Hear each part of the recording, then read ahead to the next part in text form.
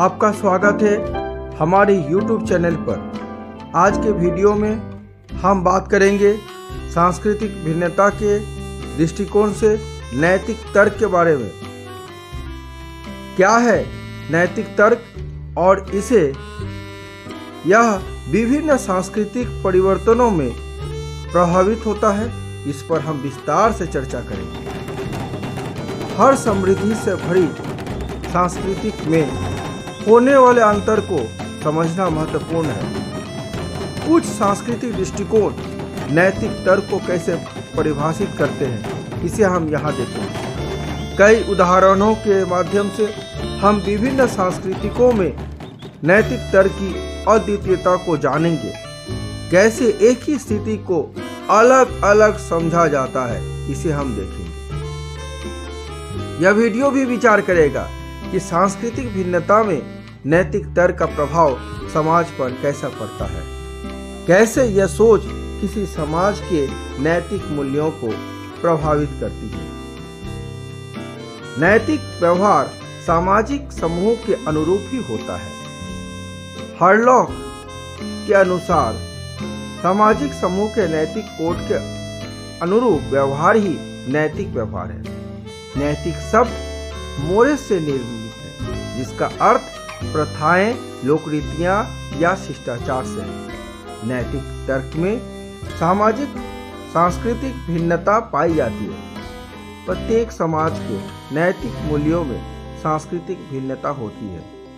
बालक अपने समाज के सभी नैतिक गुणों को नहीं जानता है जब तक किशोर हो जाता है, और तब भी अपने समाज के नैतिक नियमों के अनुसार यदि वो व्यवहार नहीं करता है तो यह माना जाता है कि उसे अपने समाज तथा संस्कृति को प्रत्याशाएं ज्ञात नहीं है। एक समाज के नैतिक मूल्यों को बालक केवल सीखता ही नहीं है, बल्कि उन्हें अपनाने का भी प्रयास करता है।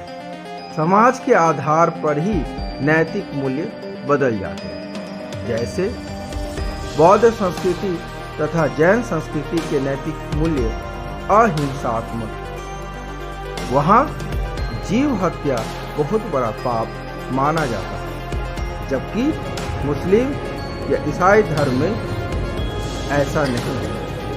इसी प्रकार हिंदू संस्कृति में एक विवाह को ही नैतिक दृष्टिकोण से उचित मानते हैं और तलाक को गलत, क्योंकि हिंदू संस्कृति में विवाह को एक पवित्र बंधन माना जाता है, जबकि मुस्लिम संस्कृति में एक से अधिक रखने को नैतिक दृष्टि से बुरा नहीं मानते और तलाक लेने को भी अनुचित नहीं मानते। हिंदू संस्कृति में विवाह संबंध अपने गोत्र से बाहर एवं सगे संबंधियों से भी करना नैतिक दृष्टि से बुरा मानते हैं, जबकि मुस्लिम संस्कृति में केवल दूध को छोड़कर किसी भी ममेरे, मौसेरे तथा फुफेरे भाई बहनों से विवाह संबंध हो सकता है और वे इसे नैतिक दृष्टि से अनुचित नहीं मानते। तलाक के संदर्भ में भी विभिन्न धर्मों में अलग अलग वर्जनाएं हैं।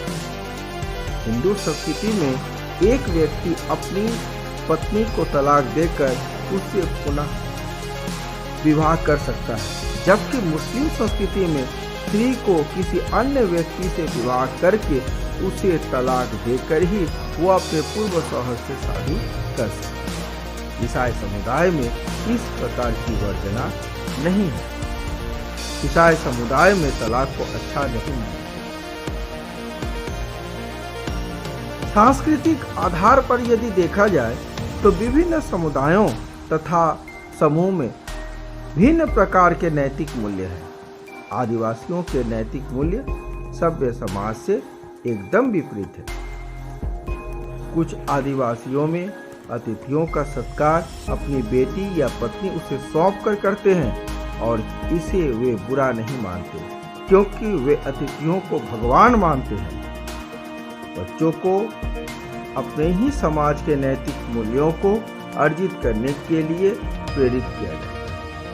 सामाजिक तथा सांस्कृतिक आधार पर एक मूल्य जो एक समाज के लिए उचित है, दूसरे समाज के लिए अनुचित हो जाता है। अतः नैतिक तर्क में सांस्कृतिक भिन्नता पाई जाती है। आदिवासियों में मातृसत्तात्मक समाज व्यवस्था, जबकि सभ्य समाज में पितृसत्तात्मक समाज व्यवस्था। मातृसत्तात्मक समाज व्यवस्था में दामाद का अपने ससुराल में रहना नैतिक दृष्टि से अनुचित नहीं, जबकि पितृसत्तात्मक व्यवस्था में दामाद का अपने ससुराल में रहना नैतिक दृष्टि से उचित नहीं माना जाता। प्राचीन काल से भारतीय समाज में भ्राता बहुपति विवाह तथा भगिनी बहुपत्नी विवाहों का चलन रहा है। आज भी नैतिक दृष्टि से देवर के साथ विवाह करना या साली के साथ विवाह करना या विधवा भाभी को चुन्नी चढ़ाना राजस्थान जैसे राज्यों में अनुचित नहीं माना जाता है, परंतु यही कार्य सभ्य समाज के लोग उचित नहीं मानते। कुछ समुदायों में बालक को अधिक छूट दी जाती है और कुछ समुदायों में कम नैतिक विकास में लिंग का भी प्रभाव पड़ता है। लड़कों के लिए नैतिक विकास के मानक अलग होते हैं और लड़कियों के लिए अलग। प्रत्येक सांस्कृतिक समूह यह आशा करता है कि बच्चे समूह की प्रत्याशाओं के अनुसार व्यवहार करें। बालक के व्यवहार, उसकी भूमिका तथा अभिवृत्तियां प्रत्येक समाज की प्रत्याशाओं के अनुसार होती है। इस दृष्टि से हम समझ सकते हैं कि नैतिक तर्क का अध्ययन करना हमें सांस्कृतिक भिन्नता को समझने में मदद कर सकता है। हमारे YouTube चैनल को सब्सक्राइब करना ना भूलें और इस वीडियो को अपने दोस्तों के साथ साझा करें। धन्यवाद। आपके साथ